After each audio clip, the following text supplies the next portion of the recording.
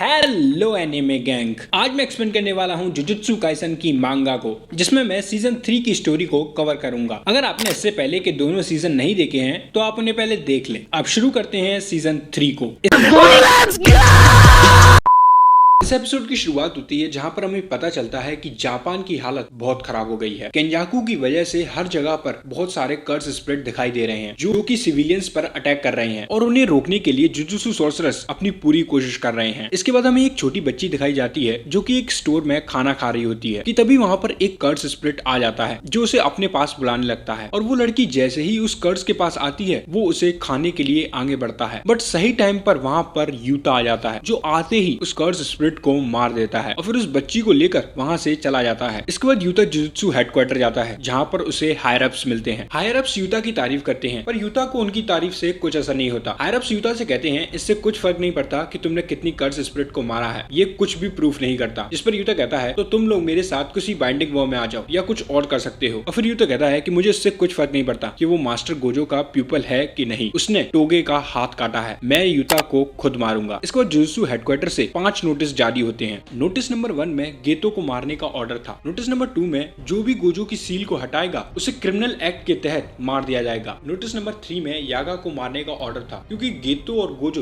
दोनों ही उसके स्टूडेंट थे जिनकी वजह से ये सब कुछ हो रहा था। और नोटिस नंबर 4 में यूजी को मारने का ऑर्डर था। और नोटिस नंबर 5 में जो यूजी को मारेगा उसका नाम था जो कि था यूता। इसके बाद हमें जेनिन क्लैन का हेडक्वार्टर दिखाया जाता है जहाँ पर हम जेनिन क्लैन के लीडर के बेटे नाओया जेनिन को देखते हैं जो कि अपने असिस्टेंट से पूछा होता है कि क्या माई जिंदा है, जिस पर उसकी असिस्टेंट कहती है कि तुम्हें अभी माई की चिंता नहीं बल्कि ये सोचना चाहिए कि नेक्स्ट हेड कौन बनेगा। और वो ये भी बताती है कि जो मर रही है वो माँ की है। इसके बाद नाओया जाकर ओगी और जिंची से मिलता है जो कि जेनिन क्लैन के ही होते हैं और इनकी रैंक स्पेशल ग्रेड 1 होती है। ये तीनों यहाँ पर इसलिए इकट्ठे हुए थे क्योंकि इन तीनों में से ही कोई एक जेनिन क्लैन का अगला हेड बनने वाला था क्योंकि नाबितो को जोगो ने मार दिया था। यहाँ पर नाओया आकर कहता है कि जेनिन क्लैन का अगला हेड तो मैं ही बनूंगा और वो ओगी और जिंची की बेइज्जती करने लगता है जिस पर वो दोनों ही उस पर हमला करते हैं। पर नाओया उन दोनों को शांत रहने के लिए कहता है कि तभी यहाँ पर नाबितो का लॉयर आ जाता है जो कि आकर यहाँ पर कहता है कि मास्टर नाबितो मर चुके हैं तो मैं यहाँ पर उनकी विल को पढ़ने आया हूँ। वो लॉयर बताता है कि मास्टर नाबितो ने कहा था कि जब मैं मर जाऊं तो तुम नाओया, जिंची और ओगी को साथ में बुलाकर इस विल को पढ़ना। इसके बाद वो उस विल को पढ़ता है जिसमें लिखा हुआ था कि जेनिन क्लैन का 27वां हेड नाओया ही बनेगा और उसको उन सब चीजों पर अधिकार होगा जो कि जेनिन क्लैन के अंदर आती हैं जैसे कि कर्स टूल और जेनिन कर्स वेयर हाउस। पर इसके लिए उसे ओगी और जिंची की अप्रूवल भी चाहिए होगी। बट तभी वो लॉयर एक एक्सेप्शन बताता है। वो लॉयर आगे पढ़ते हुए कहता है कि अगर सातोरो गोजो गायब हो गया या उसे कुछ भी हो गया तो जेनिन क्लैन का हेड मेगुमी बनेगा और जो कुछ भी जेनिन क्लैन का है वो सब उसे मिल जाएगा। ये सुनकर नाओया बहुत गुस्से में आ जाता है और वो सीधा अपनी असिस्टेंट से पूछता है कि मेगुमी कहाँ है, जिस पर वो बताती है कि वो टोक्यो में यूजी को ढूंढ रहा है। जिस पर नाओया पूछता है कि ये यूजी कौन है, जिस पर उसकी असिस्टेंट जवाब देती है कि ये सुकुना का वेसल है। उसके बाद नाओया उसके असिस्टेंट से कहता है कि तुम हायर अप से कह दो कि सुकुना के वेसल को मारने नाओया जेनिन जा रहा है और वहीं पर मैं मेगुमी को मार दूंगा। और फिर नाओया बड़े ही गुस्से में कहता है कि मैं उन दोनों को मार दूंगा। इसके बाद हमें यूजी और चोजो दिखाए जाते हैं जहाँ पर चोजो यूजी से पूछता है कि तुम्हारी इंजरीज कैसी हैं, जिस पर यूजी कहता है कि भले ही मुझ पर ब्लैक फ्लैश से हमला हुआ था पर मैं ठीक हूँ, मुझे लग रहा है कि सुकुना की ताकत बढ़ती जा रही है। चोजो यूजी से कहता है कि तुम मेरी चिंता मत करो और जुजुत्सु हाई वापस लौट जाओ। इस पर यूजी कहता है कि मुझे तुम्हारी चिंता नहीं और ना ही प्रॉब्लम ये है कि मुझे वापस जाना है कि नहीं, मुझे चिंता इस बात की हो रही है कि सुकुना मेगुमी के साथ कुछ कर रहा है और उसके अलावा मैंने काफी लोगों को मार डाला है, मैं किसी के साथ भी नहीं रह सकता। और फिर वो चोजो से पूछता है कि क्या तुम्हें दुख नहीं कि मैंने तुम्हारे भाइयों को मार डाला, जिस पर चोजो कहता है कि इसमें कोई दिक्कत नहीं, वो एक मिसअंडरस्टैंडिंग थी, अगर मेरे भाई भी होते तो वो भी यही करते और यही कहते। और ये सुनकर यूजी खड़ा होकर कहता है चलो हमें बहुत सारे कर्सेस को भी मारना है। इसके बाद यूजी और चोजो दोनों मिलकर काफी कर्सेस को मारने लगते हैं। यहाँ पर चोजो यूजी की पावर को देखकर काफी इंप्रेस हो जाता है। चोजो सोचता है कि जब यूजी मुझसे लड़ा था तभी मैं उसकी पावर से इंप्रेस हो गया था बट इस टाइम पर यूजी और भी ज्यादा ताकतवर हो गया है। और चोजो यहाँ पर यह भी कहता है कि यूजी इस वक्त एक डीमन गॉड है। अब चोजो बार बार यूजी को उसका छोटा भाई बुला रहा था तो यूजी उससे कहता है क्या तुम मुझे अपना छोटा भाई बुलाना बंद करोगे, जिस पर चोजो कहता है तुम मेरे भाई हो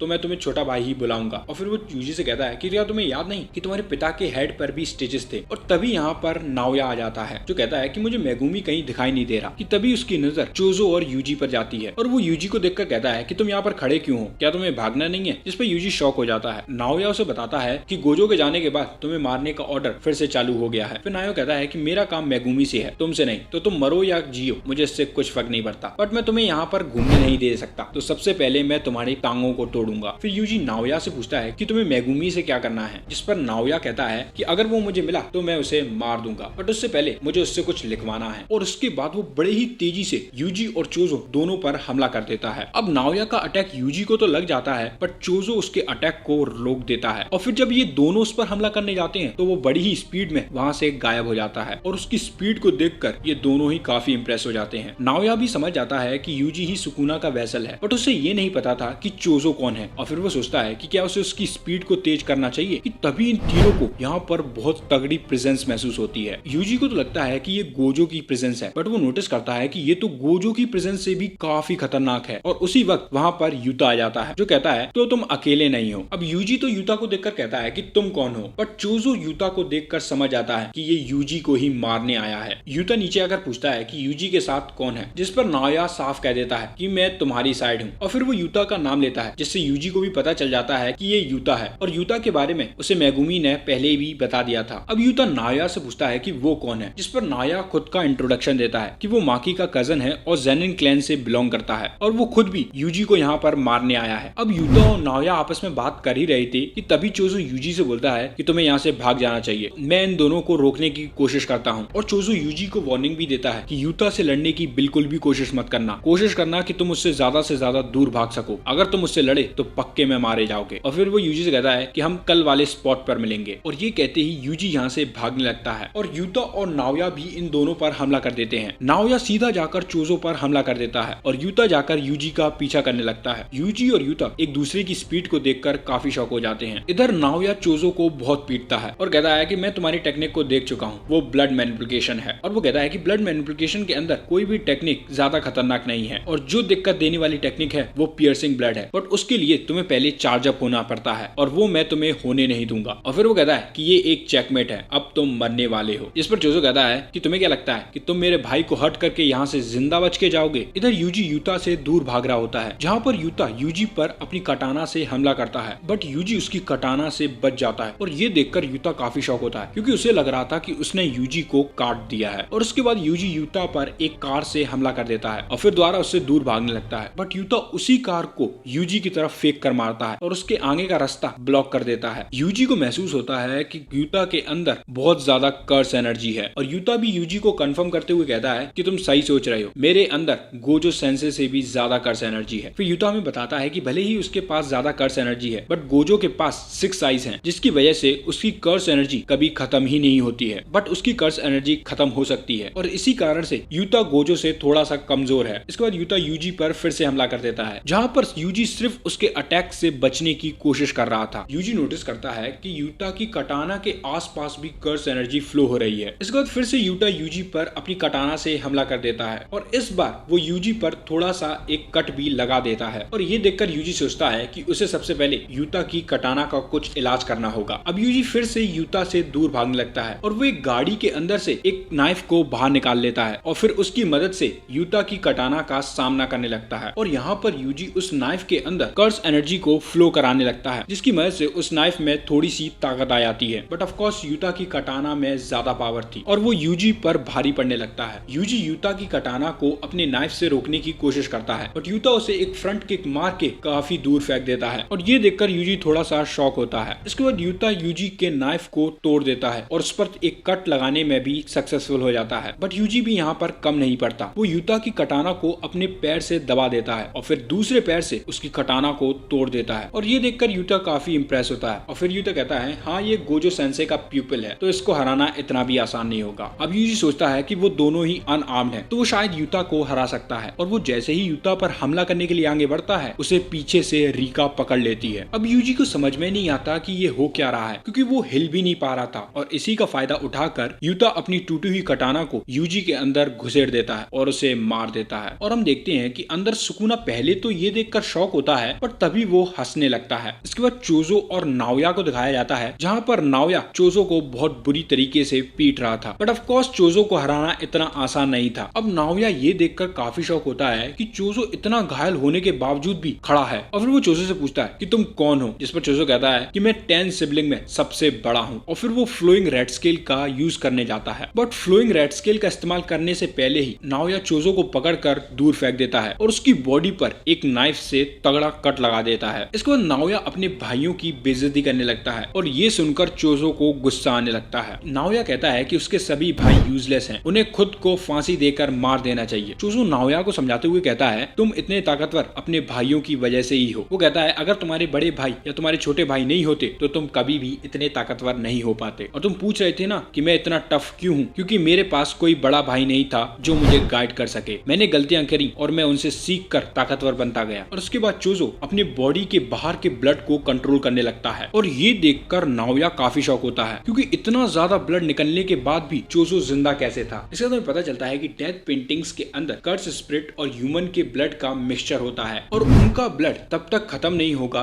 जब तक उनकी कर्स एनर्जी नहीं खत्म हो जाती। अब चोजो ने पूरी जगह पर ब्लड फैला दिया था, जिसकी वजह से नाओया को चोजो दिखाई नहीं दे रहा था। अब नाओया सोच रहा होता है कि वो चोजो के इस ब्लड वाले अटैक को आसानी से डॉज कर सकता है कि तभी चोजो उसके साइड में आकर पियर्सिंग ब्लड से हमला कर देता है। बट नाओया उसके पियर्सिंग ब्लड से तो बच जाता है, बट चोजो का ब्लड उसके क्लोथ में चिपक जाता है, जिसको चोजो कंट्रोल करके उसकी स्पीड को कम कर देता है। बट नाओया काफी कॉन्फिडेंस होता है, वो कहता है भले ही तुम मेरी स्पीड को कितना भी कम कर दो बट मैं तुम्हें फिर भी हरा दूंगा। और उसके बाद नाओया चोजो पर हमला करने के लिए आगे बढ़ता है, पर तभी चोजो उस पर सुपरनोवा से हमला कर देता है, जिसकी वजह से नाओया काफी ज्यादा जख्मी हो जाता है और वो मरने की हालत में वहीं गिर जाता है। कि तभी चोजो के पीछे यूता आ जाता है, जो कि यूजी को घसीटते हुए ला रहा था, और यूता आकर एक ही घूंसे में चोजो को हरा देता है। और फिर वो नाओया के पास आकर कहता है कि क्या तुम ठीक हो नाओया। अब ऑफ कोर्स चोजो के ब्लड में पॉइजन था, जिसकी वजह से नाओया की हालत और खराब होने लगती है और उसे यकीन ही नहीं हो रहा होता है कि वो चोजो से हार गया है। इसको यूता नाओया से कहता है कि मैं तुम्हें अपनी रिवर्स कर्स टेक्निक से हील कर देता हूँ, बट उसके बदले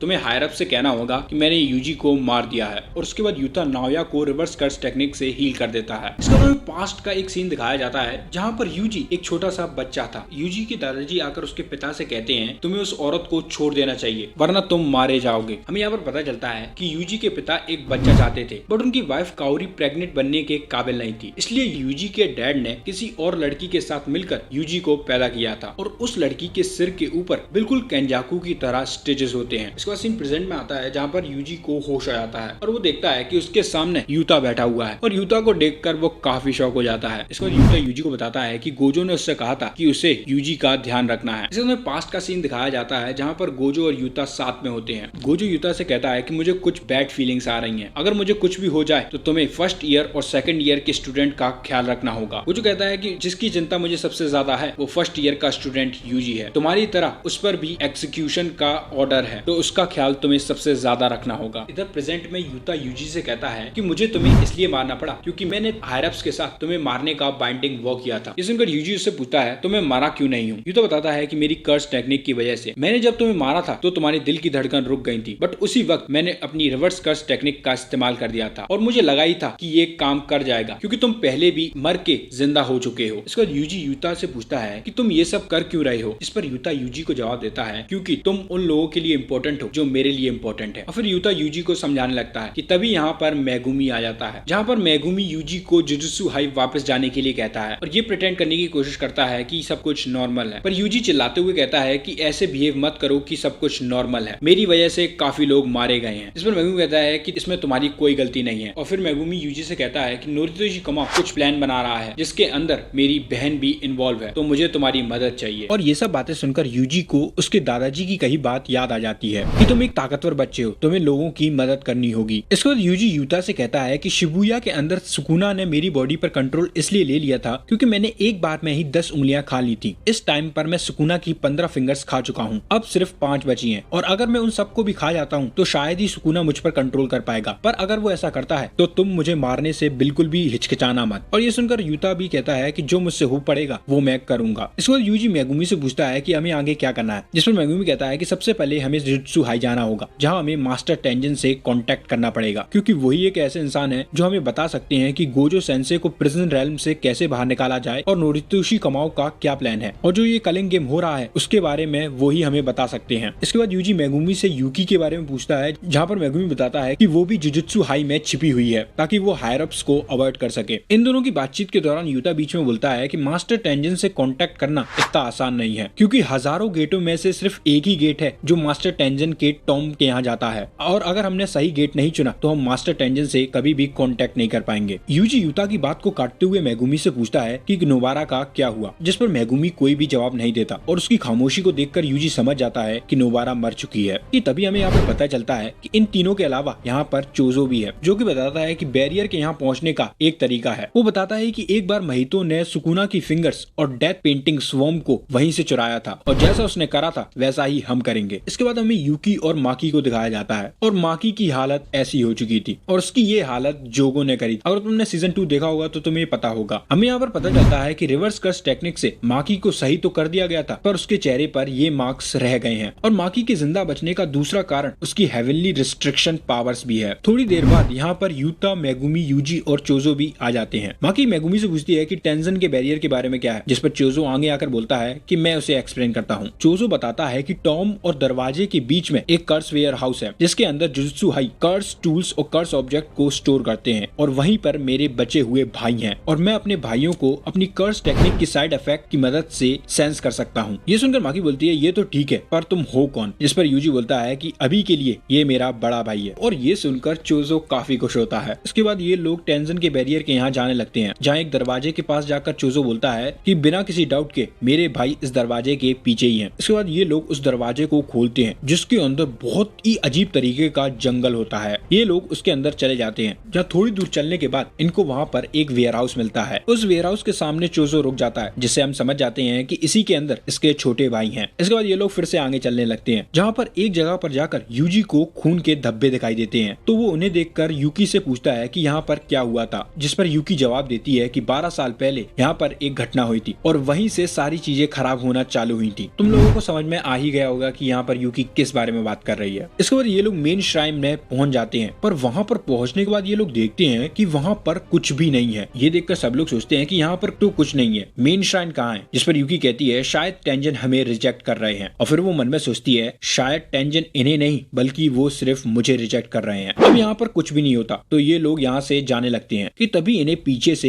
एक आवाज आती है, जो कि कहते हैं काफी जल्दी यहाँ से जा रहे हो। और हम देखते हैं कि पीछे मास्टर टेंजन होते हैं, जो इन सबको हेलो कहते हैं, सिर्फ यूकी को छोड़ के। जिस पर यूकी मास्टर टेंजन से कहती है तो क्या तुम मुझे हेलो नहीं बोलोगे? जिस पर टेंजन बोलता है कि ये हमारी पहली मुलाकात नहीं है। क्यों यूकी? इसके बाद यूकी पूछती है कि तुमने टॉम को बंद क्यों कर दिया था? जिस पर मास्टर टेंजन बोलते हैं क्योंकि मुझे लगा था कि तुम कहीं केंजाकू के साथी तो नहीं। और ये सुनकर यूकी बोलती है केंजाकू? जिस पर टेंजन बताता है कि केंजाकू ही नोरितोशी कमाओ है, जो कि सुगुरु गेतो की बॉडी के अंदर है। अब टेंजन की ऐसी हालत देखकर यूजी से पूछता है कि मास्टर टेंजन आप ऐसे क्यों दिखते हो? मास्टर टेंजन हंसते हुए बोलते हैं कि जब तुम 500 साल के हो जाओगे तो तुम भी ऐसे ही दिखोगे। भले ही मैं इमॉर्टल हूँ पर मेरी एज बढ़ रही है। मास्टर टेंजन बताते हैं कि 12 साल पहले मैं स्टार प्लाज्मा वेसल से मर्ज नहीं हो पाया था, जिसकी वजह से मेरी एज बढ़ती जा रही है। और ये सुनकर यूकी पूछती है तो उसके बाद क्या कोई दूसरी स्टार प्लाज्मा वेसल नहीं थी? इन दोनों को रोकते हुए मेगुमी बोलता है कि हम यहाँ पर केंजाकू का क्या ऑब्जेक्ट है और प्रिजन रैल्म को कैसे ओपन करना है ये पूछने आए थे। ये सुनकर टेंजन बोलते हैं कि मैं तुम्हें ये बता दूंगा, पर उससे पहले मेरी एक कंडीशन है। मास्टर टेंजन बोलते हैं कि यूता, यूकी और चोजो तुम तीनों में से कोई दो को मेरी रक्षा करनी होगी। और ये सुनकर सभी लोग शॉक होते हैं, क्योंकि उन लोगों को लग रहा था कि मास्टर टेंजन इमॉर्टल है। पर यूकी इस बात के लिए मान जाती है और वो पूछती है कि हमें तुम्हें कितने दिनों तक गार्ड करके रखना होगा। इसके बाद मास्टर टेंजन बोलते हैं ठीक है, तो मैं तुम्हें केंजाकू के बारे में बता देता हूँ। मास्टर टेंजन बताते हैं कि केंजाकू का ऑब्जेक्ट ह्यूमंस को इवॉल्व करना है थ्रू आउट दी जापान। जिस पर मेगुमी बोलता है कि ये तो हमें पता है, पर वो आखिर करना क्या चाहता है और आखिर केंजाकू ने अपनी बैरियर टेक्निक का इस्तेमाल क्यों नहीं करा था जापान में सभी लोगों को सॉर्सर बनाने के लिए? उसने आइडल ट्रांसफिगरेशन का क्यों यूज करा? इस पर मास्टर टेंजन बोलते हैं क्योंकि वो कर्स एनर्जी को लैक करता है। इतनी तगड़ी इवोल्यूशन के लिए बहुत ज्यादा कर्स एनर्जी चाहिए और जिस मेथड से वो इवोल्यूशन करने वाला है उसके अंदर वो मुझे और ह्यूमन काइंड को मर्ज करेगा। और ये सुनकर यूजी बोलता है कि ये क्या पॉसिबल भी है, क्योंकि आप तो सिर्फ स्टार प्लाज्मा वेसल से मर्ज हो सकते हो। जिस पर मास्टर टेंजन बताते हैं कि हाँ पहले ऐसा ही था, पर 12 साल पहले मैं स्टार प्लाज्मा वेसल से मर्ज नहीं हो पाया था, जिसकी वजह से मेरी एज बढ़ती जा रही है और इस टाइम पर मैं एक ऐसी फॉर्म पे आ चुका हूँ कि मैं किसी से भी इमर्ज हो सकता हूँ। जो मास्टर टेंजन से पूछता है कि तुम तो सिर्फ एक हो, तो तुम अलग अलग लोगों से कैसे मर्ज होगे? जिस पर मास्टर टेंजन बताते हैं कि मैं इस टाइम पर इतना इवॉल्व हो चुका हूँ कि मैं ही पूरी दुनिया हूँ।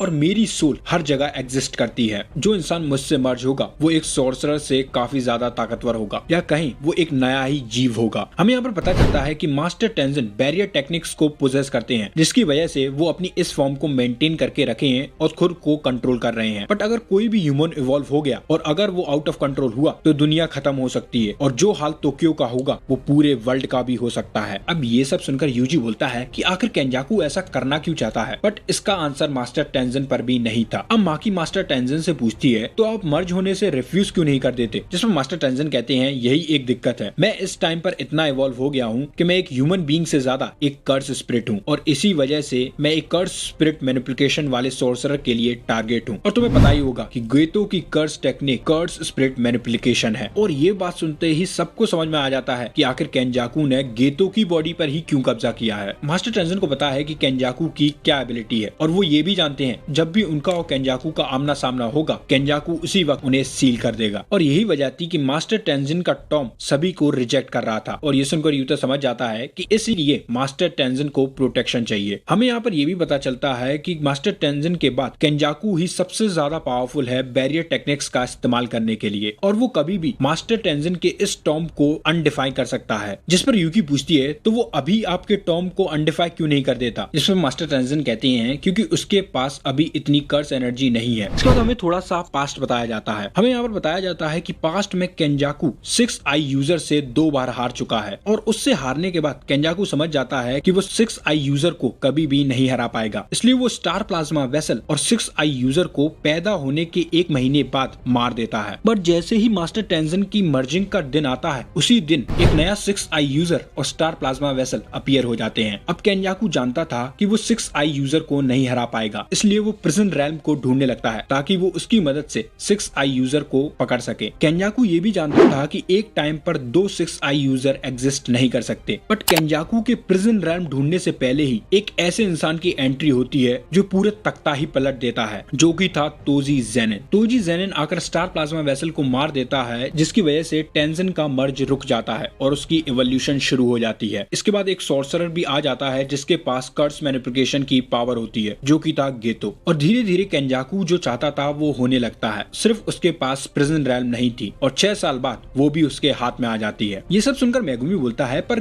कलिंग गेम क्यों हो रहा है, जिसमें मास्टर टेंजिन बताते हैं कि कलिंग गेम इसलिए हो रहा है ताकि केंजाकू कर्स एनर्जी को इकट्ठा कर सके। कलिंग गेम में जब सॉर्सरर्स लड़ेंगे तो उनकी लड़ाई की वजह से कर्स एनर्जी बाहर निकलेगी, और उसी कर्स एनर्जी का इस्तेमाल केंजाकू मर्जिंग के लिए इस्तेमाल करेगा। मास्टर टेंजिन ये भी बताते हैं कि कलिंग गेम का मास्टर केंजाकू नहीं है, तो अगर तुम उसे मार भी दोगे तो भी कलिंग गेम चलता रहेगा। ये गेम तब तक चलेगा जब तक सारे प्लेयर मर नहीं जाते, एक दूसरे को मारकर या पार्टिसिपेशन लेने से रिफ्यूज करके, जो कि मौत ही है। और ये सब सुनकर यूता बोलता है इसका मतलब हमें कलिंग गेम में पार्टिसिपेट लेना होगा और एक ऐसे रूल को ऐड करना होगा जिसकी मदद से मेगुमी की बहन और अनविलिंग पार्टिसिपेंट बाहर निकल सके। और इसी बात में मेगुमी ऐड करता है, और साथ में हमें गोजो सेंसे को भी फ्री करना होगा, वो इंसान अकेले ही इस सब को सेटल कर देगा। यूजी मास्टर टेंजिन से पूछता है कि आप ये डिसाइड करो कि यहाँ पर कौन रुकेगा, कि तभी यूकी और चोजो बोलते हैं कि हम लोग यहाँ पर रुकेंगे। कि तभी मास्टर टेंजिन एक ब्लैक से होल में से back of the prison realm निकालते हैं, जो कि प्रिजन रैल्म की बैक होती है, यानी उसका बैक गेट। मास्टर टेंजिन बताते हैं कि इसका इस्तेमाल तुम तब तक नहीं कर सकते जब तक तुम्हारे पास प्रिजन रैल्म का फ्रंट गेट नहीं होगा, बट इसको खोलने का दूसरा भी तरीका है, जो कि है इन्वर्टेड स्पीयर ऑफ हेवन और ब्लैक रोप। और इन दोनों चीजों की मदद से इसको अनवांटेड तरीके से खोला जा सकता है। But inverted spear of heaven तो गोजो ने 12 साल पहले तोड़ दिया था, और पिछली ही साल गोजो ने सारी ब्लैक रोप को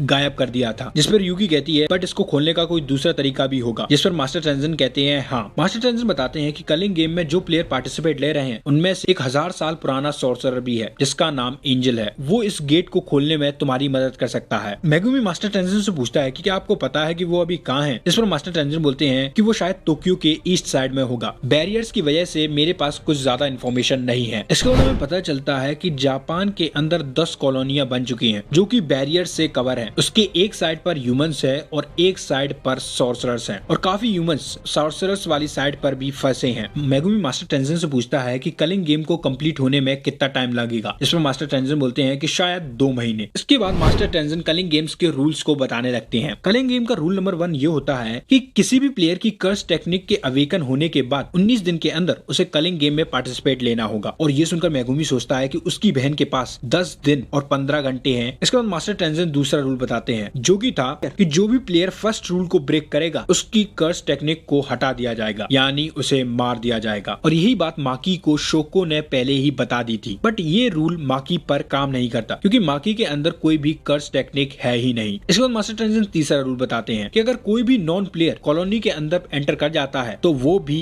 गेम का हिस्सा बन जाएगा। ये सुनकर यूजी बोलता है, तो उन सिविलियंस का क्या जो बैरियर के अंदर पहले ही हैं? जिस पर मास्टर टेंजन कहते हैं कि उन्हें एक चांस दिया जाएगा बाहर निकलने के लिए। मास्टर टेंजन बताते हैं कि ऐसा कोई रूल नहीं है जो कहता हो कि हम कॉलोनी के अंदर बाहर नहीं जा सकते। कोई भी कॉलोनी के अंदर और बाहर कभी भी जा सकता है। इसके बाद मास्टर टेंजन चौथा रूल बताते हैं, जो कि था कि जितने ज्यादा लोगों को मारोगे उतने ज्यादा तुम्हारे पॉइंट्स बढ़ेंगे। और पॉइंट नंबर 5 ये था कि एक सॉर्सरर को मारने के 5 पॉइंट और नॉन सॉर्सरर को मारने का 1 पॉइंट। मास्टर टेंजन बताते हैं कि हर प्लेयर के पास एक शिकिगामी होगा जिसका नाम कोगेन है, जो कि तुम्हें गाइड करेगा और वो ही लगभग इस गेम का मास्टर होगा, क्योंकि उसी को कह के तुम गेम में रूल्स को ऐड करवा सकते हो और हटवा सकते हो। नहीं, हटवा नहीं सकते, मतलब सिर्फ ऐड करवा सकते हो। इसके बाद मास्टर टेंजन छठा रूल बताते हैं कि 100 पॉइंट के बाद ही तुम किसी रूल को ऐड कर सकते हो। ये सुनकर ये लोग उदास हो जाते हैं। यूजी कहता है कि ऐड करने से बढ़िया किसी रूल को हटा सकते तो काफी बढ़िया होता। जिस पर मेगुमी कहता है, हम ऐसा रूल तो ऐड करवा ही सकते हैं जो प्रीवियस रूल के इफेक्ट को हटा दे। इसके बाद मास्टर टेंजन 7वें रूल को बताते हैं, जो कि था कि जो भी न्यू रूल ऐड होगा वो प्रीवियस रूल को इफेक्ट नहीं करना चाहिए। अगर वो इफेक्ट नहीं करेगा तभी गेम मास्टर उस रूल को ऐड करेगा। ये सुनकर ये लोग सोचते हैं कि क्या ये फेयर भी है? ना तो हम किसी रूल को हटा सकते हैं, ना ही हम एक ऐसा रूल ऐड कर सकते हैं जो पुराने रूल्स को नेग्लेक्ट करे, तो इसका फायदा क्या है? इस पर मास्टर टेंजन कहते हैं, ये रूल सिर्फ तुम पर नहीं बल्कि केंजाकू पर भी लागू होते हैं। इसके बाद मास्टर टेंजन कलिंग गेम का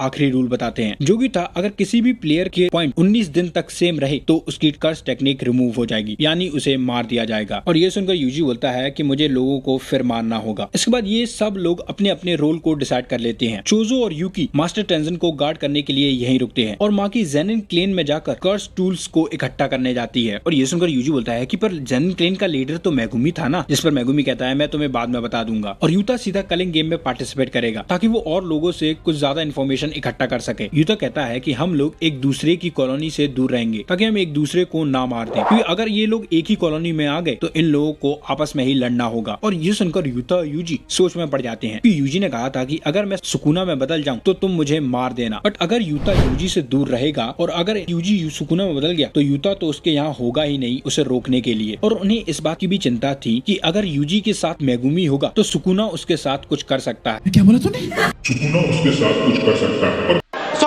सॉरी नोटी हो रहा।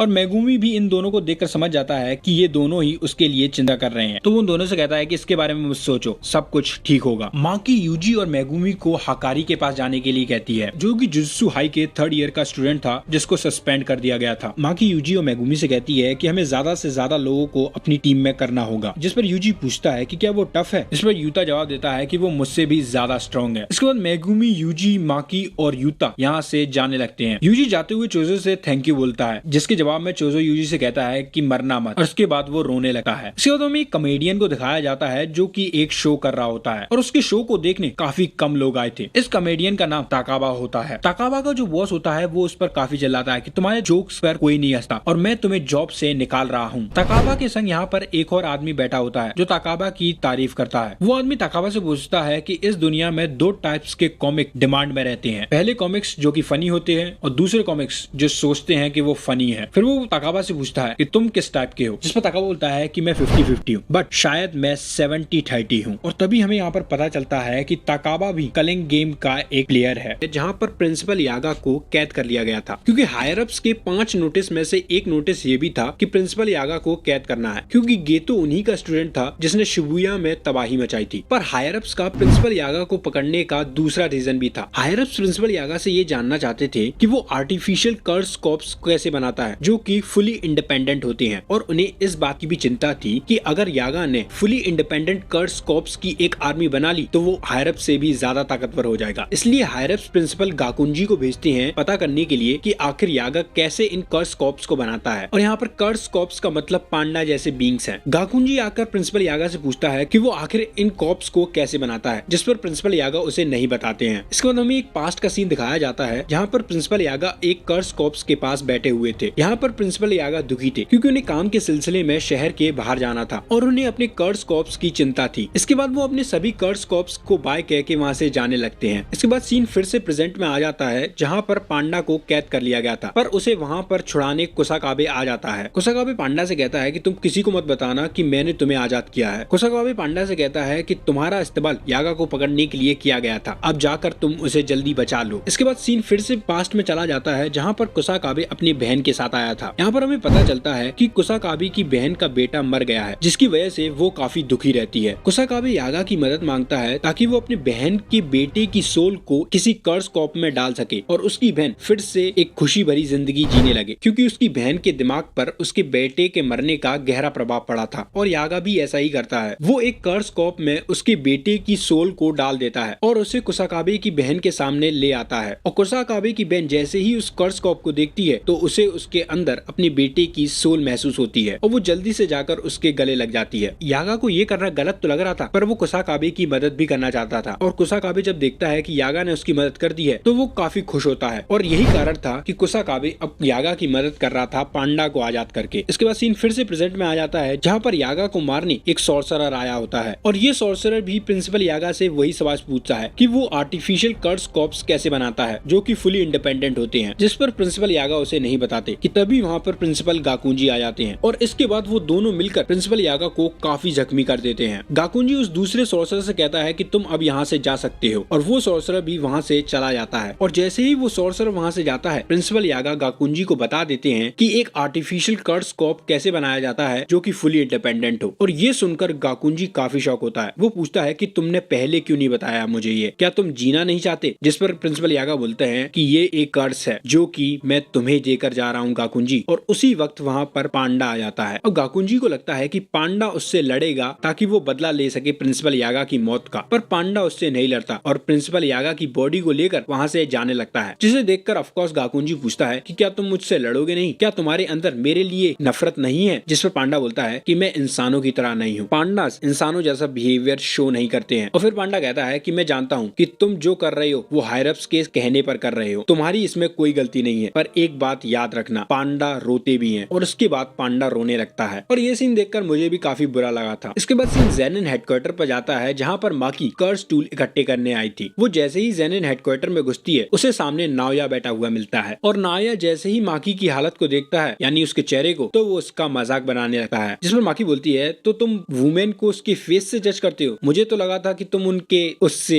जज करते हो। जिस पर नाओया बोलता है कि मैंने तुमसे सवाल पूछा था, उसका आंसर दो। इसके बाद नाओया माकी की काफी बेइज्जती करने लगता है। वो कहता है ना तो तुम कर्स टेक्निक इस्तेमाल कर सकती हो, ना तुम कर्स स्पिरिट को देख सकती हो, और जो तुम्हारे पास था वो तुम्हारा चेहरा था, अब तो तुम्हारा चेहरा भी खराब हो गया है, तुम्हारी तरफ तो कोई देखना भी नहीं चाहेगा। और उसके बाद नाओया पास्ट की बातें करने लगता है। वो कहता है कि मुझे काफी मजा आता था तुम्हें बुली करने में, तुम यहाँ पर नहीं थी तो मुझे काफी बुरा लग रहा था। और इसके बाद वो कहता है तो क्या तुम किसी कुत्ते की तरह मेगुमी और यूता को फॉलो करोगी? जिस पर माकी कोई भी जवाब नहीं देती और वहाँ से चली जाती है। इसके बाद उसे उसकी मॉम मिलती है जो उससे मना करती है कि तुम कर्स वेयर हाउस में नहीं घुस सकती, हमें वहाँ पर जाना अलाउ नहीं है। इस पर माकी कहती है कि ज़ेनिन क्लैन के हेड ने ही मुझसे ये करने के लिए कहा है। और इसके बाद हमें थोड़े दिन पहले का सीन दिखाया जाता है जहाँ पर मेगुमी और माकी बात कर रहे होते हैं। माकी मेगुमी को बताती है कि नाबीतो के विल के अकॉर्डिंग तुम्हें ज़ेनिन क्लैन का हेड चुना गया है। और ये सुनकर मेगुमी कहता है कि इसकी कोई जरूरत नहीं है, मैं ज़ेनिन क्लैन का हेड नहीं बनना चाहता। जिस पर माकी बोलती है कि तुम्हें बनना ही पड़ेगा। माकी मेगुमी से कहती है कि नाबीतो ने पूरे ज़ेनिन क्लैन की जिम्मेदारी तुम्हें दी है, इसका मतलब तुम्हें ज़ेनिन क्लैन के पैसे, कर्स टूल और तीनों बिग फैमिली की इंफॉर्मेशन दी जाएंगी। और ज़ेनिन क्लैन जैसे पहले ऑपरेट करता था अब उसमें बहुत बड़ा चेंज आने वाला है। तभी मेगुमी बोलता है तुम हेड बन जाओ ना माकी। जिस पर माकी कहती है कि मुझे कोई भी हेड एक्सेप्ट नहीं करेगा और जिस हालत में मैं अब हूँ उसे तो देखकर कोई भी नहीं करेगा। इसके बाद माकी मेगुमी को समझाने लगती है कि वो हेड बनने के लिए परफेक्ट है क्योंकि उसने ज़ेनिन क्लैन की इनहर्टेड टेक्निक को भी सीख लिया है और वो डोमेन करना भी जानता है। माकी काफी रीजंस बताती है कि तुम ही ज़ेनिन क्लैन के हेड बनने के लिए परफेक्ट हो, पर तभी मेगुमी बोलता है कि मुझे इस बात से कोई फर्क नहीं पड़ता कि तुम्हें कोई एक्सेप्ट करता है कि नहीं, अगर तुम हेड बन जाओगी तो ये क्लैन के लिए और अच्छा होगा। जिसमें माकी बोलती है कि मैं अभी इसके काबिल नहीं हूँ, मैं एक ऐसी जगह नहीं बना सकती जहाँ पर माई अच्छे से रह सके। जिसमें मेगुमी समझ जाता है कि माकी माई की वजह से क्लैन की हेड नहीं बनना चाहती। इसके बाद सीन फिर से प्रेजेंट में आ जाता है जहाँ पर माकी की माँ उस पर चिल्ला रही होती है और उसे वापस आने के लिए कहती है, पर माकी नहीं सुनती। माकी की माँ उससे कहती है कि एक बार तो कोई ऐसा काम करो जिससे मुझे प्राउड फील हो कि मैंने तुम्हें बर्थ दिया है। पर माकी उसकी बात को अनसुना करके आगे बढ़ जाती है और कर्ट्स वेयर हाउस में आ जाती है, जहाँ पर वो जैसे ही अंदर आती है तो देखती है कि वहाँ पर उसका बाप बैठा हुआ है जिसका नाम ओगी है। ओगी माकी से कहता है कि यहाँ पर कोई कर्स टूल नहीं है, मैंने उन्हें पहले ही यहाँ से हटा दिया है क्योंकि मैं जानता था कि तुम लोग कर्स टूल को लेने जरूर आओगे। और जैसे ही वो अपनी जगह से खड़ा होता है तो हम उसके पीछे माई को देखते हैं जो कि यहाँ पर कर्स टूल इकट्ठा करने आई थी। इसके बाद हमें नाओया और जिंची को दिखाया जाता है जो कि आपस में बात कर रहे थे कि कैसे उन्हें अपने क्लेन का दबदबा रखना है तीनों क्लेनों के बीच में। वो कहते हैं कि सातोरू गोजो तो जा चुका है तो अब उनके पास एक अच्छा मौका है कि वो अपने क्लेन का दबदबा रखें, और ऐसा करने के लिए उन्हें सबसे पहले उन लोगों को मारना होगा जो सातोरू गोजो को फ्री करेंगे, जो कि उन्हीं के क्लेन मेंबर थे, मेगुमी, माई और माकी। और वो ऐसा करके हायरप्स की नजर में भी दबदबा रख सकते थे क्योंकि हायरप्स ने एक ऑर्डर निकाला था कि जो भी सातोरू गोजो की सील को तोड़ेगा उसे क्रिमिनल एक्ट के तहत मार दिया जाएगा, और मेगुमी वगैरह वही कर रहे थे। तो अगर ये लोग उन्हें मार देंगे तो हायरप्स की नजर में इन लोगों ने अच्छा काम किया है और ये लोग हायरप्स के बीच में भी अपना दबदबा बना सकते हैं। अब जिंची को इस बात की चिंता थी कि माकी और माई ओगी की बेटियां थी तो वो उन्हें मारने के लिए रेडी भी होगा, जिस पर नाया बोलता है कि उन दोनों को मारने की जिम्मेदारी खुद ओगी ने ली है। इसके बाद सीन माकी और ओगी पर जाता है जहाँ पर Oggy secret art falling blossom emotion का इस्तेमाल करता है। तुमने ये अटैक नाबितो को भी करते हुए देखा होगा सीजन 2 में। नाबितो ने ये अटैक डैगोन के डोमेन में किया था। इस अटैक की खूबी ये है कि ये अटैक किसी के भी डोमेन में तुम्हें श्योर इफेक्ट से बचाता है। और यहाँ पर माकी अपने साथ एक कर्स टूल लाई होती है जिसका नाम ड्रैगन बोन होता है। इस टूल के अंदर बहुत ज्यादा फोर्स और कर्स एनर्जी होती है जो कि इस्तेमाल करने वाले के अकॉर्डिंग होती है। अब माकी सोचती है कि उसके पिता को कर्स टूल के बारे में ज्यादा इन्फॉर्मेशन नहीं है तो वो इस बैटल को जल्दी से जल्दी खत्म करने की कोशिश करेगी। इसके बाद ओगी माकी से बोलता है कि क्या तुम्हें पता है कि जेनिन क्लेन का फॉर्मर हेड मैं क्यों नहीं था। इसमें माकी बोलती है हाँ मुझे पता है क्योंकि तुम एक बास्टर्ड हो जो अपने ही बच्चे को मारना चाहता है। इसके बाद ये दोनों लड़ने लगते हैं और ओगी बड़े ही तेजी से माकी पर हमला कर देता है जिसे माकी बहुत ही मुश्किल से रोक पाती है। इसके बाद माकी ओगी पर हमला करती है जहाँ पर वो उसकी तलवार को तोड़ देती है, बट ओगी बड़े ही तेजी से माकी की तरफ बढ़ता है और उसके शरीर को बीच में से चीर देता है। और माकी ये देखकर काफी शॉक हो जाती है कि ओगी ने उस टूटी हुई स्वॉर्ड से ही उस बीच में से काट दिया है। और फिर ओगी बोलता है कि मैं जेनिन क्लेन का हेड इसलिए नहीं बन पाया था क्योंकि मेरे अपने बच्चे ही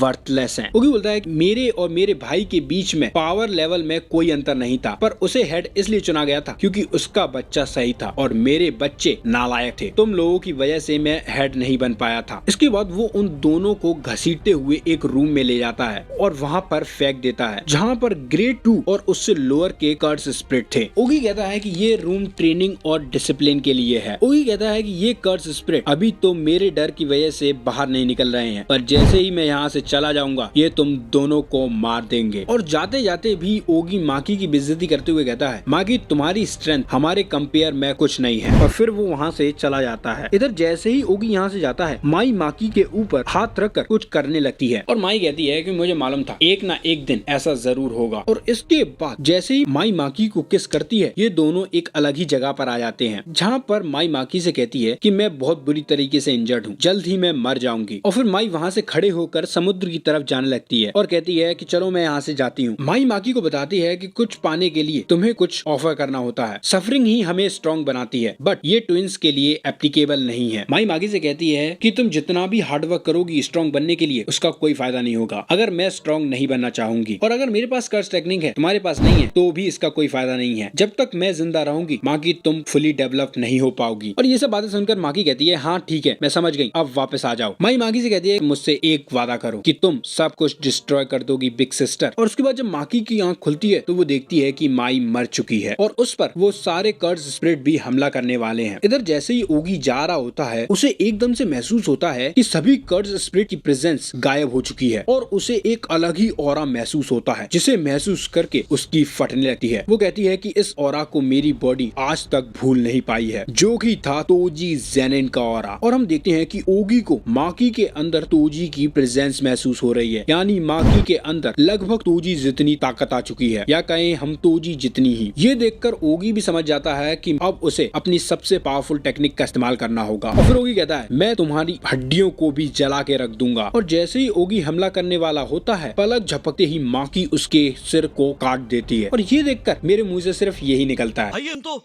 शुरू होते ही खत्म हो गया यार।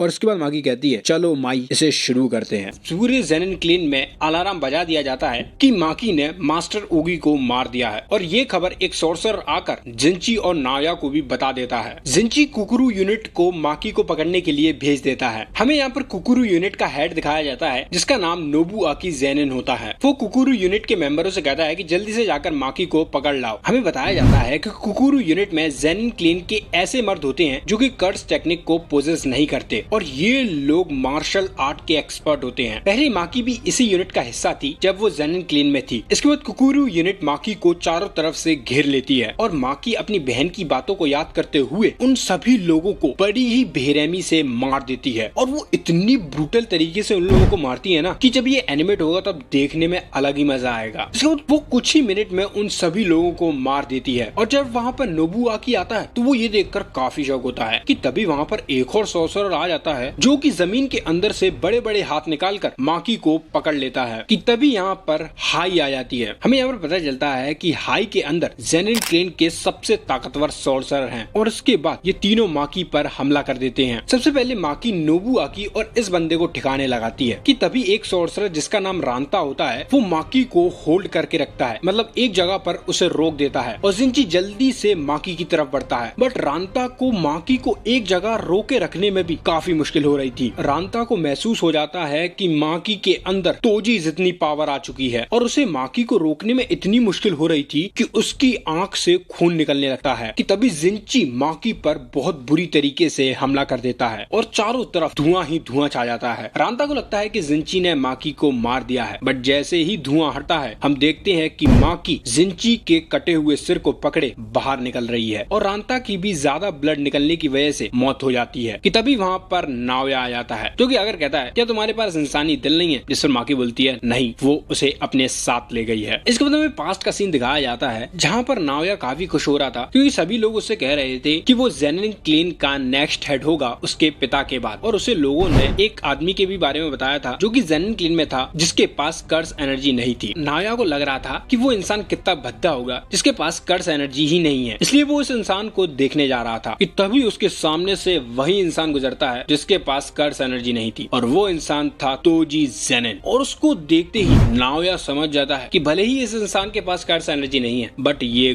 गॉड लेवल पोटेंशियल रखता है। इधर प्रेजेंट में नावया माकी को अच्छी तरीके से धो रहा था और वो कहता है कि तुम तोजी नहीं हो, तोजी की स्ट्रेंथ और तुम्हारी स्ट्रेंथ में बहुत अंतर है। तोजी को किसी ने नहीं समझा था सिर्फ सातोरू गोजो के अलावा। यहाँ पर ये वही बात कर रहा है जब तोजी ने कहा था कि मेरा एक बच्चा है उसका ख्याल रखना। और उसके बाद फिर से नावया माकी की धुलाई करने लगता है और कहता है कि वो तुम नहीं हो जो कि उन लोगों के मुकाम के साथ खड़ी होती हो। यहाँ पर ये गोजो और तोजी की कह रहा था कि तुम में इतनी कैपेबिलिटी नहीं है कि तुम तोजी और गोजो के सामने खड़ी भी हो सको, वो मैं हूँ जो उनके लेवल का हूँ। इसके बाद माकी खुद को थोड़ा सा संभाल लेती है और जैसे ही नावया उसकी तरफ टॉप स्पीड से बढ़ता है वो उसे रोकने के लिए आगे बढ़ती है कि तभी नावया उसे सिर्फ टच करके निकल जाता है कि तभी हमें यहाँ पर पता चलता है कि नावया की जो टेक्निक है अगर वो उस टेक्निक से अपने अपोनेंट को टच कर देता है तो उसका अपोनेंट भी 24 फ्रेम पर सेकंड से मूव करता है और अगर ये फेल होती है तो इसका मतलब उसका ओपोनेंट 1 सेकंड फ्रीज हो जाएगा। और जैसे ही माकी को ये एहसास होता है कि वो 1 सेकंड डिले होगी तो उसे चिंता होने लगती है क्योंकि नावया अपनी टॉप स्पीड से मूव कर रहा था और वो माकी पर बहुत ही बुरी तरीके से हमला करने वाला था। और जैसे कि माकी अब 1 सेकंड के लिए फ्रीज हो गई थी तो नावया को लगता है कि अब तो उसका खेल खत्म। और तभी माकी 24 फ्रेम पर सेकंड से मूवमेंट करते हुए नावया पर बहुत बुरी तरीके से मुक्का दे के मारती है जिससे उसके चेहरे का शेप ही बदल जाता है। इसके बाद माकी अपनी माँ के पास जाती है जहाँ पर उसकी माँ उससे काफी डर रही होती है, बट माकी अपनी माँ पर भी रहम नहीं करती और उसे भी मार देती है। इधर हम देखते हैं कि नावया मरा नहीं होता, वो जिंदा होता है और वो घसीटते हुए अंदर जा रहा था और सोचता है कि वो लड़की मुझे फिनिश भी नहीं कर पाई कि तभी वहाँ पर माकी की माँ आ जाती है जिसके हाथ में एक चाकू था। नावया बहुत कोशिश करता है कि वो खड़ा हो सके और अपनी कर्स एनर्जी का इस्तेमाल कर सके बट वो नहीं कर पाता और माकी की माँ आकर नावया के पीछे चक्कू मार देती है जिससे नावया की भी डेथ हो जाती है। और उसके बाद माकी की माँ आफ्टर लाइफ में जाकर कहती है कि मुझे गर्व है कि मैंने तुम दोनों को जन्म दिया। इसके बाद माकी माई की बॉडी को लेकर जुजुत्सु हेडक्वार्टर आ जाती है जहाँ उसे क्योतो हाई स्कूल की एक और स्टूडेंट मिलती है, अभी मैं इसका नाम भूल गया हूँ भाई, मैं ध्यान तो था पर मैं भूल गया हूँ। ये मिलती है जिसे माई की बॉडी दे देती है। इसके बाद हमें इन्फॉर्मेशन दी जाती है कि माकी ने कितने लोगों को मार दिया है। हमें यहाँ पर बताया जाता है कि माकी ने कुल 6 मेंबर हाई के मारे थे, 9 मेंबर अकाशी के और 21 मेंबर कुकुरु यूनिट के, और इसी के साथ पूरे जेनिन क्लेन का सफाया हो जाता है एक्सेप्ट फॉर 2 माकी और मेगुमी। कुछ दिनों बाद गोजो क्लेन और कमाऊ क्लेन प्रपोज करते हैं हायरअप्स को कि जेनिन क्लेन को बिग 3 फैमिलीज में से हटा दिया जाना चाहिए, और जुजुत्सु हेडक्वार्टर इस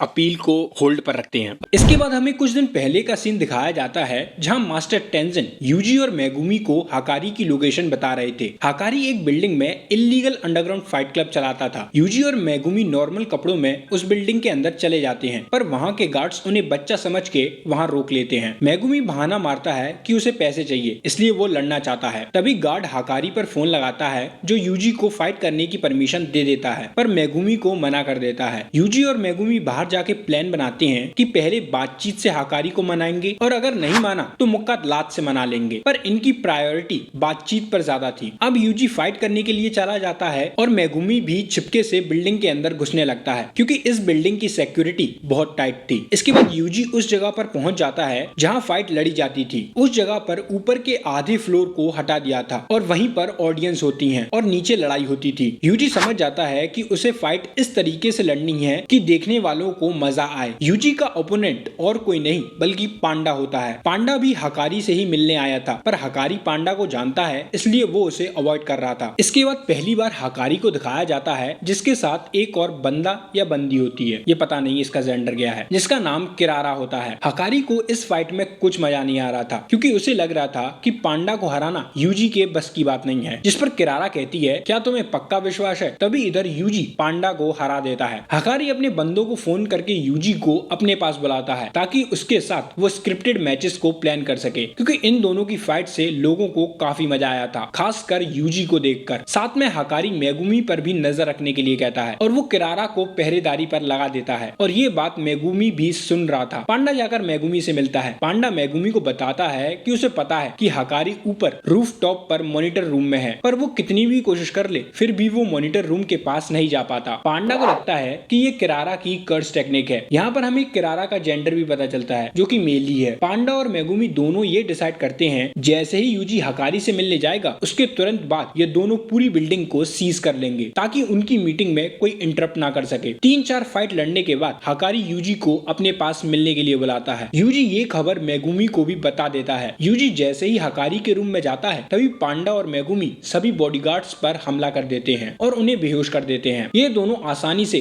रूफ टॉप पर पहुंच जाते हैं, पर तभी इन दोनों को किरारा दिखता है और किरारा भी इन्हें देख लेता है। किरारा पांडा को मेगुमी के साथ देखकर समझ जाता है कि ये तीनों आपस में मिले हैं और यहाँ जुजुत्सु हेडक्वार्टर की ओर से हकारी को पकड़ने आए हैं। किरारा जल्दी से मॉनिटर रूम की ओर भागता है जहाँ हकारी और यूजी थे। मेगुमी अपने डिवाइन डॉग को किरारा की तरफ भेजता है, बट डिवाइन डॉग किरारा के पास जाकर रेपेल हो जाता है और वापस मेगुमी में जाकर ठुकता है। पांडा तो किरारा के पास जा ही नहीं पा रहा था। मेगुमी डिवाइन डॉग को मॉनिटर रूम के सामने भेजता है और ये देखकर किरारा भी रुक जाता है। तभी मेगुमी डिवाइन डॉग की तरफ अट्रैक्ट हो जाता है। मेगुमी को समझ में नहीं आता कि ये हो क्या रहा है। इधर मॉनिटर रूम में फुल लाउड म्यूजिक बज रहा था जिससे इन्हें पता ही नहीं पड़ता कि बाहर क्या हो रहा है। हकारी यूजी को उसके साथ काम करने का ऑफर देता है जिसके वो उसे काफी अच्छे पैसे भी ऑफर करता है। तभी हकारी के पास किसी का फोन आता है। हकारी यूजी से ड्रिंक के बारे में पूछता है जिस पर यूजी मना कर देता है। हकारी कहता है गोजो भी ड्रिंक नहीं करता और ये सुनकर यूजी के पसीने छूट जाते हैं। यूजी हकारी को कुछ समझाता उससे पहले ही हकारी यूजी पर हमला कर देता है। यूजी भी हकारी पर हमला करने वाला होता है पर मेगुमी की बात को याद करके वो रुक जाता है। मेगुमी ने कहा था कि हम सिर्फ हकारी की मदद लेने आए हैं, पर हकारी तो कुछ सुन ही नहीं रहा था। इधर बाहर मेगुमी किरारा को समझाने की कोशिश कर रहा था कि उन्हें हकारी की मदद की जरूरत है और वो जुजुत्सु हाई की साइड नहीं है। किरारा मेगुमी से कहता है कि तुम लोगों के पास सातोरू गोजो है तो उन्हें उनकी क्या जरूरत है, जिस पर मेगुमी उसे बताता है कि गोजो सील हो चुका है और इस बात पर किरारा को विश्वास ही नहीं होता और होगा भी कैसे क्योंकि गोजो करंट स्ट्रॉन्गेस्ट सॉर्सरर है और उसके हारने के बारे में कोई सपने में भी नहीं सोच सकता। मेगुमी सोचता है कि अगर उन्होंने किरारा को अपनी साइड कर लिया तो हकारी के साथ नेगोशिएशन करना आसान होगा। इसके बाद मेगुमी अपने दिमाग का 100% इस्तेमाल करके किरारा की कर्स टेक्निक को समझ लेता है, पर मुझे इसकी टेक्निक समझ में नहीं आई। खैर ये ज्यादा इंपॉर्टेंट भी नहीं है। मेगुमी किरारा को पकड़ लेता है और उसे कन्विंस कर लेता है अपनी बात सुनने के लिए, पर मेगुमी कुछ कहता उससे पहले ही हकारी यूजी को मारते मारते बाहर ले आता है। हकारी ये देखकर थोड़ा सरप्राइज होता है कि ना यूजी उस पर हमला कर रहा है ना उसके अटैक को रोकने की कोशिश कर रहा है। हकारी यूजी में जोरदार घूंसे मारता है पर फिर भी यूजी उसी बात पर टिका रहता है कि उन्हें उसकी जरूरत है। अब यूजी की इस डिटर्मिनेशन को देखकर हाकारी उनकी मदद करने के लिए मान जाता है। यूजी, मेगुमी और पांडा सारी सिचुएशन हाकारी को समझा देते हैं कि शिबुया में क्या हुआ था